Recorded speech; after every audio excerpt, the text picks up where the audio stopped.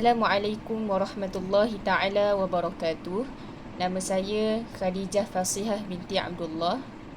Nombor matrik 079996 dan saya daripada Diploma Bahasa dan Kesusasteraan Arab. InsyaAllah pada hari ini saya akan memulakan dengan bacaan Al-Fatihah. A'udzu billahi minasyaitonir rajim. Bismillahirrahmanirrahim. Alhamdulillahi rabbil alamin. Ar-Rahmanir-Rahim. Maliki yaumiddin. Iyyaka na'budu wa iyyaka nasta'in. Ihdinas siratal mustaqim.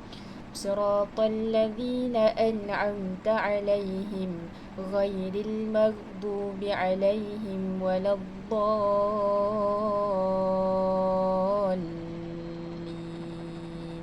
Amin. InsyaAllah seterusnya saya akan membaca surah Al-Baqarah bermula daripada ayat 62 sehinggalah ayat 65.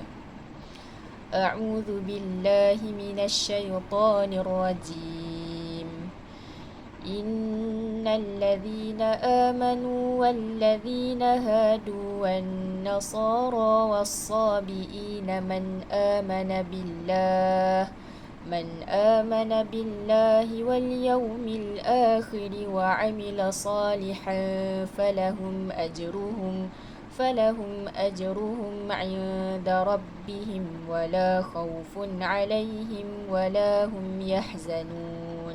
Wa idh akhadna mitsaqakum wa rafa'na fawqakumut tur khudhu ma atainakum biquwwatin wadhkuru ma fihi la'allakum tattaqun.